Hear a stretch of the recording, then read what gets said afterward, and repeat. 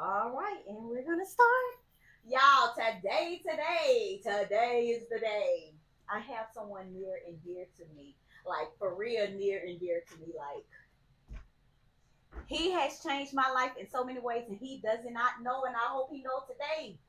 But I'm happy to have the one and only Dereck Moore here today on Korean Thoughts. I'm so happy. I'm excited you're here. Me too. I'm finally glad we can get this together. Yeah, we got a lot to talk about. We do.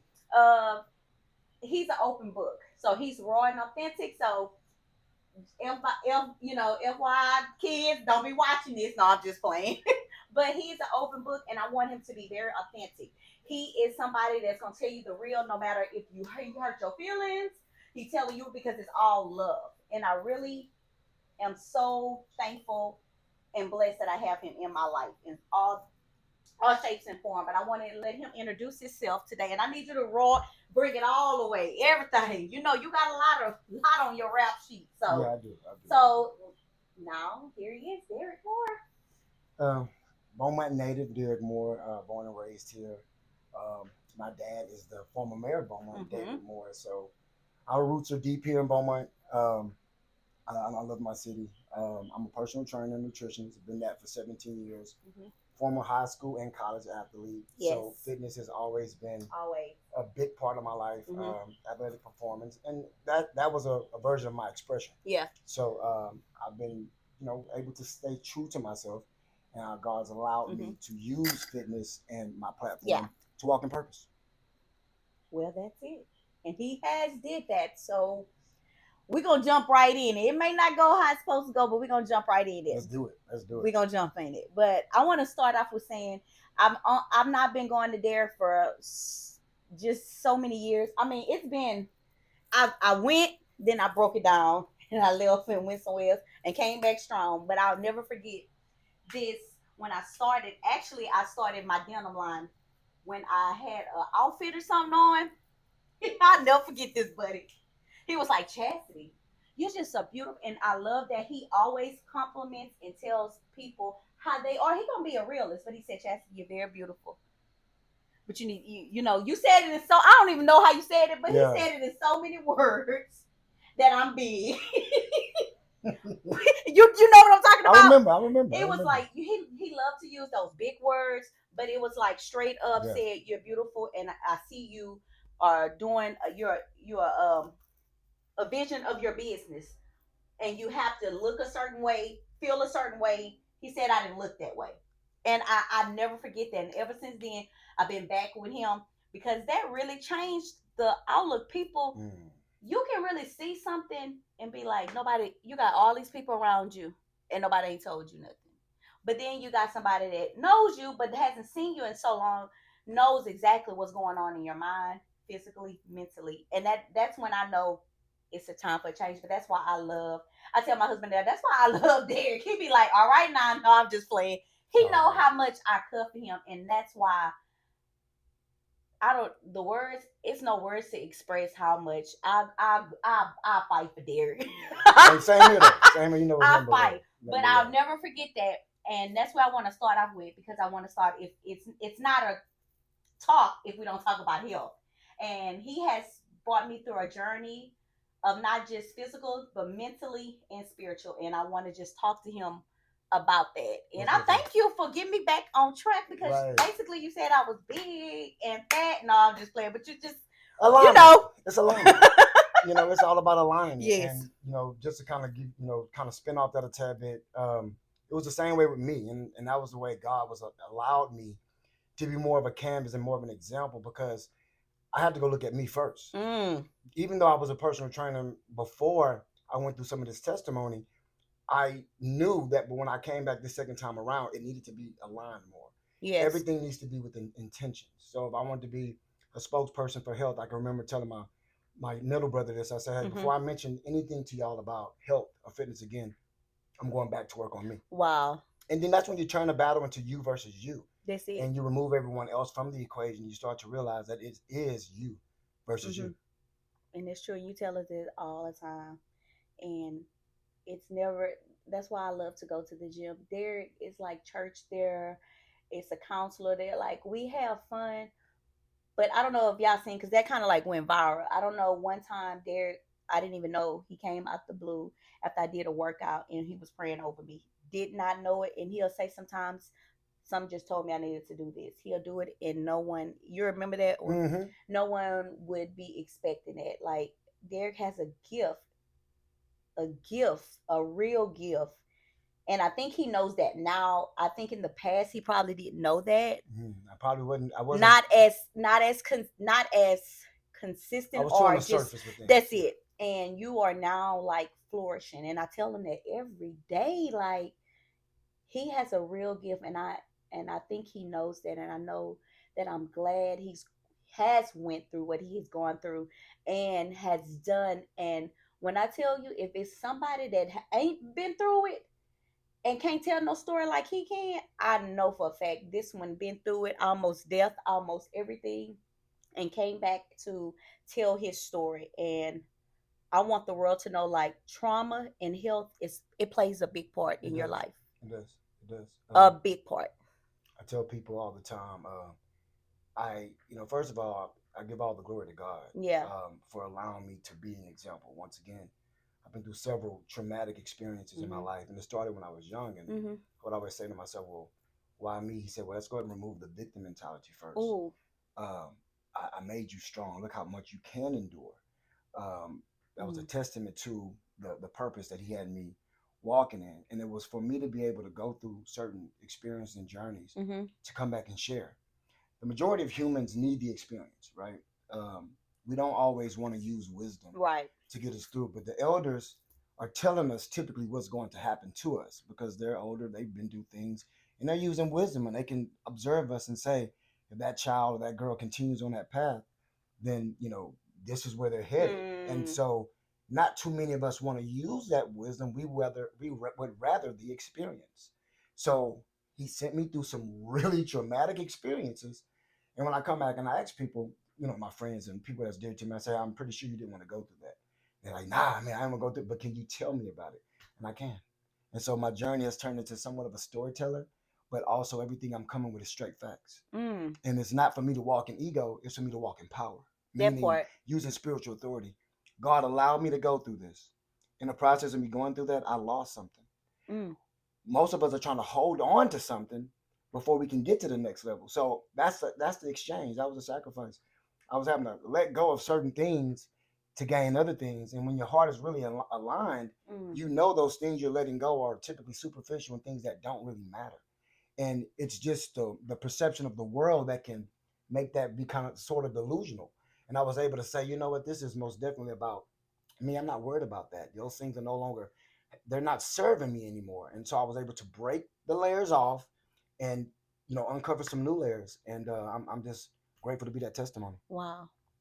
See, I told y'all he already come with it already already with that good wisdom. Yeah, we coming with Always it. We coming with it. coming with it, coming in hot. You see it? So I ain't even asked no question yet. But yeah, so I'm gonna start asking them questions because we'll get into something deep, deep, deep, and we probably won't even. We'll probably go all day Run it. long. I'm ready. You Let's get it. already know him. Let's get it. So as everybody know, I come with questions and it don't even go like that. I think I throw the cards every time because it goes with the flow, whatever happens. So I want to ask D some questions. Like you've been, and he's already told us a little bit, but you've been an open book Mm-hmm. for a long time. You've been very open, going through the trauma of. Can you share a little about the journey and how has it changed you in your life now? I think, and well, I'll say collectively, all of Mm-hmm. my experiences has taught me who I am. Mm. See, God is most definitely trying to keep us aligned, and when we go through certain things, it gives you an opportunity to know and remember who you are. And what I mean by that is persevering, being resilient. Everything I've been through with trauma being in front of it, because not everything is traumatic. Some things like Mm-hmm. losing this and losing that, or maybe having to start over. Sometimes those things are needed. Yes. They're not traumatizing. But let's say we'll start off when I was younger with my relationship with my mom, and before I mention anybody today, it's nothing but love. That's But once it. again, I'm coming Right. and using my You're story as an experiencing your example, yeah, right. of the things Yes. I've been through. Yes. So I didn't have the best relationship with my mom, but we had a good relationship. If that makes any sense. I was her performer. Whenever it's time to get out and play ball, run track, she would be there. When I was little, it was be kids downstairs and she would be above, watching, and I would have to go out there and fight kids that were 2 and 3 years older than me. She didn't allow the bullying. She made me fight. She made me stand up for myself. And when I was dealing with it at the time, especially you're a young kid, you're terrified to go outside. You don't want to go outside and play, but right, yeah, right, because you just have to go down and fight. You But gotta go fight. I'm like, damn, I don't feel like sitting in the house all day either. I want to go outside. So I'm like, Mom, can I go outside? She's like, yeah. So before you know it, we're out playing football. And she's made her way to the porch, observing me. So I'm used to people observing me. Made her way outside, looking at me. And once the kids start with their antics here, she go, you're not coming up here until you wow. Fight. And to certain subcultures, that is trauma. Because some people, yeah. I'm scared. I don't want to go down there. I don't want to do this. These kids are a little bit older. But what it did, unfortunately, it made me who I was. And I am a fighter. I won't give up. I believe in putting my best effort forward. I do not like to overpromise and underdeliver. And when I was out there and I would go up, I would always ask her when I was done with the bullying, they were done getting bullied, how'd I do? Wow. And you did good, whatever. And so I was always looking for that validation. That part. So a lot of the trauma that I went through was me looking, instead of myself validating, I'm looking for others to validate. Wow, that's deep. And that's where you lose the you versus you. You're doing things for other people. And even the first part of my healing journey, even though it's really in depth, the first part, I'm just staying sober. I could quit drinking, gave up all of my antics, and I was like, you know what, I'm doing this for me. But then I realized, shit, I wasn't. I was still doing stuff for other people. For other people, right? Yeah, right. I wanted them to tell me, good job, or you did well, or I'm happy that you're staying the course. And you didn't really see that. You saw people very. I don't want to use the term insecure, but you saw people very apprehensive of my growth. I guess I didn't know whether they could trust it or not. I don't know. But when I got sober, I just thought everyone was gonna be like, shit, that boy doing thing, he doing this, he rebuilt a career, look at this, look at that, and it just wasn't that. And that's the polarity to this thing. It is a duality. That had to be for me. If I was still out here doing that for pats on the back or hand claps, that's a vicious cycle. I'll be chasing that cycle forever. Wow. That's deep. That's deep. So it ultimately taught me to be resilient. It taught me to stand up for myself. And then on the other side of that, as you get older, you have to learn where to balance all that. Okay. Because you can't be aggressive forever. You have to be able to balance it. Yes. So, trauma, it can make people feel stuck. But what helped you rebuild that strength mentally and spiritually? Oh, man. Yes. I was stuck. I was stuck. Yes. I sat down. I tell this story like crazy because the way it's like God set me up to get stuck. It's like I can remember when I started my little gambling episode. I'm gonna connect those dots here in a minute. I'm in my car and I probably got about, I know people like, what are you talking about? I had like 30, 40 grand on my on the floorboard of the car. And I was like, man, I'm gonna lose all this. Something in my spirit told me I was gonna have to go through something. I was gonna have to all of the monetary it's like a complete ego breaker. It's like I knew I was gonna have to go through it. So anyway, I'm gambling, I'm out doing my thing, whatever. And I can remember losing like maybe 70 grand. Oh Lord. In about 6 weeks. I'm gonna be telling this story until I die, because we use the term being stuck. So everybody don't look at money and shit and say, hey, I gotta have my bread, I gotta have my dough. Like, you got 70 grand gone. You trying to maintain and take care of. I got 4 children, 3 baby mamas. I'm robbing Peter to pay Paul. I'm playing house. I'm most definitely not aligned like I would like to. And like I say, no disrespect to anybody else. Most definitely. I'm just talking about how my life was. Yeah. As long as there was enough money to go around, everything was pretty much good. But God said, I'm going to take the common denominator away. That part. And look, and while having fun, because I'm driving my SRT to the casino, in the casino, hanging out, having me a couple of drinks. I'm a performer, so I'm excited to be in here gambling. I'm trying to get it. Before you know it, I look up, and probably about the 8th or 9th week mark of that behavior, I looked and I'm like, oh my God. Now, I've gambled in the past, and I've even had drinks in the past, but it was where I was at on the timeline, and God was just like, there's no room for this behavior. So we have to learn how to do this the correct way. And I know just how to get you. He normally has to hit me across my head That first. boy, he got to really get you So on because you hard at it, he Dereck. took everything. He took everything. It was no enabling. It was all my fault. And I looked at it and I said, 70 grand gone. I Wow. got to get them to go to work in the morning. What you finna And do? I'm completely going through alcohol withdrawal because I've been drinking for 3 days nonstop at the casino. How am I going to do this? And like I said, I was stuck. I didn't have any option. I didn't have any choice, excuse me. I didn't know what to do. I was completely crippled and completely crippled by myself. So before I go blame anybody, that's what we want to do as humans. Blame anybody, yeah. It's their fault. It's not fault. Your fault. No, it's somebody else's fault. It was my fault. Yes. See what I'm saying? I'm making all these mistakes, entertaining these different women, doing different things, having babies out of wedlock. Everything I know I shouldn't be doing. And you still doing it. Yeah, and so I was convicted. I knew better. I was raised correct. You know what I'm saying? I knew better than to behave that way. And but losing the finances like I did, being put in that position, I had burnt my career down at this point. I had nowhere to go, so I was stuck. And that's when you really come to understand what surrendering really means. Wow. If you really gonna give it to God, Ooh. and lose all your control, what a perfect platform to do it on. I have nothing. Now I could have used ego. I could have blamed. I did that for a little while. I blamed. I mean, hell, I even went to a lot of rehab facilities when I was getting, detoxing. I've been drinking for I had a 21-day bender at one point. When I'm just drinking, just completely in psychosis, delirium tremens. Wow. Don't know what that is. Look it up. It's when your body's hallucinating because it's trying to actually withdraw or get the alcohol out the system. But your central nervous system has been very dependent on alcohol. So that's, my body was trying to get back balance. But that's not a comfortable position to be in. Finances low. Your workspace is destroyed. Oh, yeah. You have nowhere to create, nowhere to express. Yes. And I was stuck. But I tell anybody, I hope this answers the question. If you get to that point and you feel stuck, you're probably stuck. That's when you surrender. You go to God. Oh. You can't go to your homie. You can't go to your mama. You can't go to your baby dad or your husband. Yeah. You have to come to terms. It's a sense of accountability with yourself that I screwed up. And you have to and I'm sorry. Yeah, you got to accept. And I'm sorry. And I want to do better. Okay, that's the first step. Before you go do anything, like God, because God said, "Come to me in your closet, not in the public's eye." It's scripture about this. All this rah and God out in public. Come to me in the privacy of your own home. This is an intimate thing between me and God. I don't need everybody to know what's going on. I need to try to get myself centered. Wow. So I go to God in a privacy, and we have the tough conversations. I mean, I had several conversations with God when I was driving down to the casino. Yeah. Saying, "Come on, man, I know you're gonna let me win today. I done lost all this." You praying for right. Come on, God, let me win. I'm driving. Come on, I'm willing to do. I'm negotiating with the man. Look, I've been doing good. Dang, ain't that about something? Week. Yeah, I made it to work all week.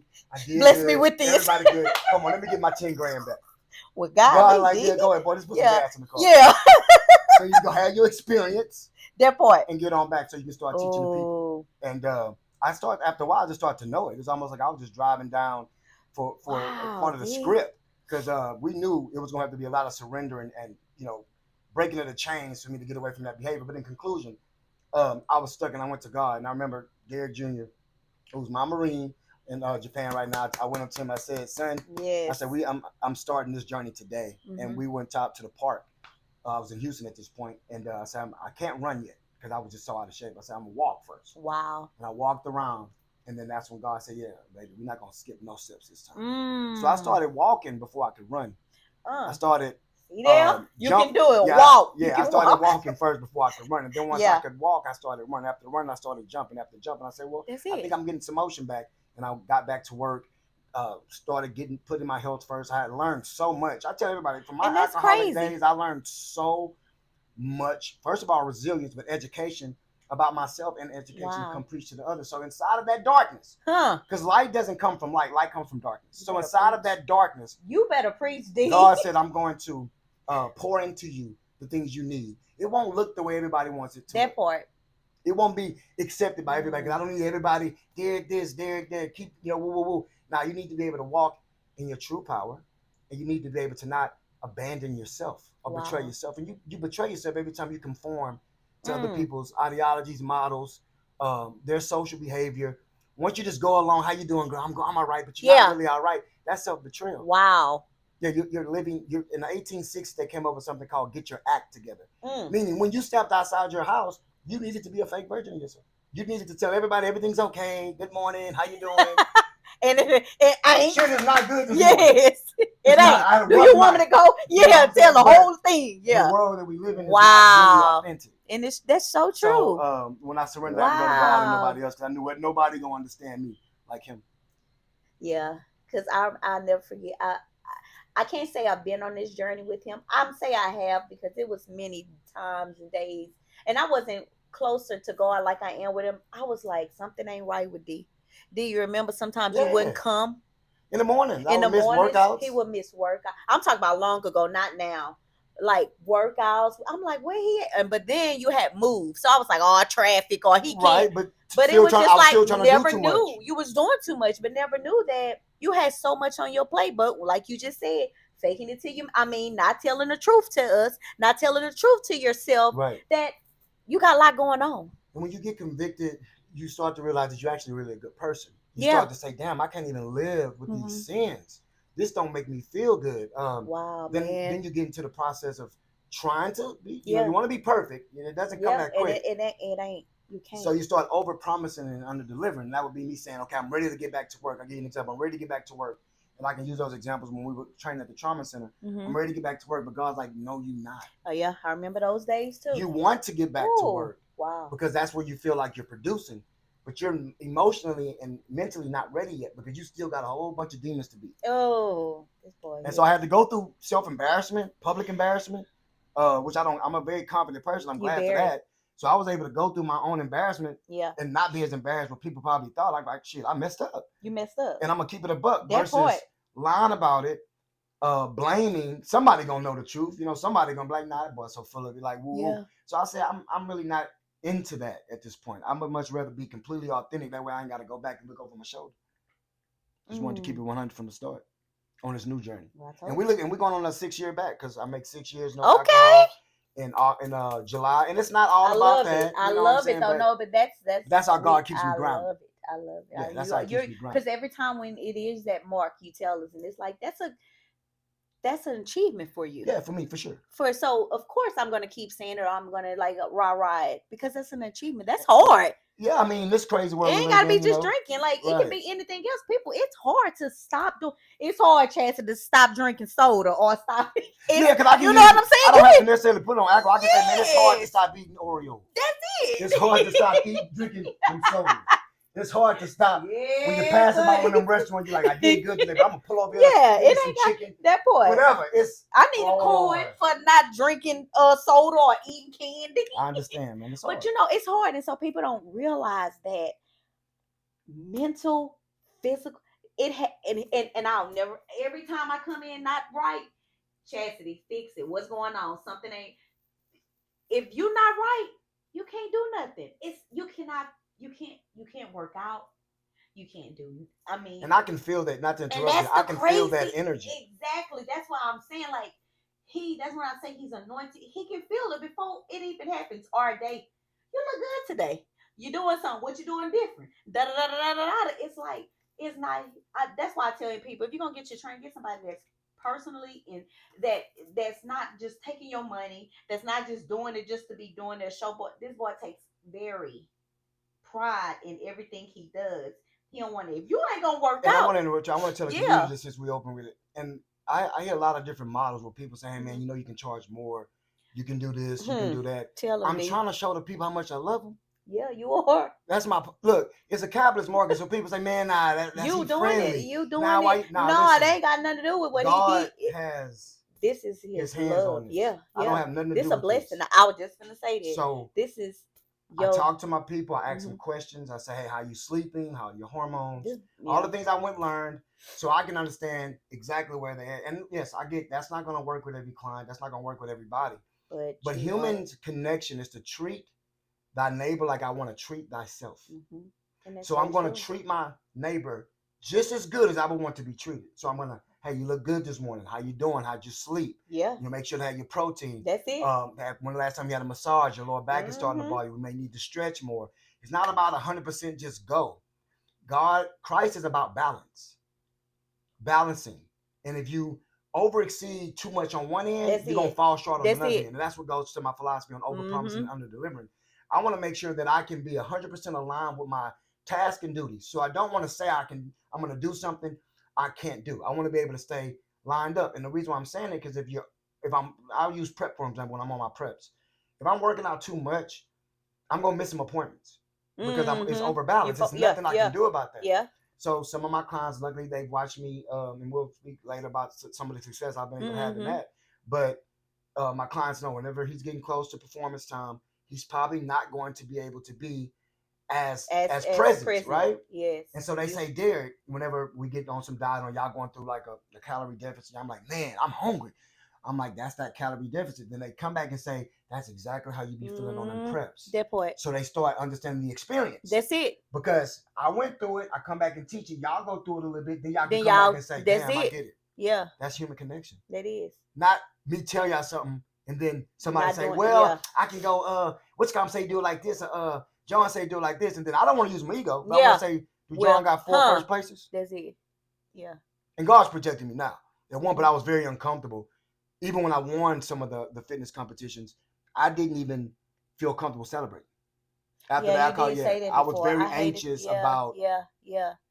walking in power. That's why he was saying, like, whenever I was a younger guy doing the drinking and clowning, I felt really good being confident. It was like, it is my subconscious ways, but I was just like, boom, it didn't matter. But whenever I won, God was like, nah, look, now it's different.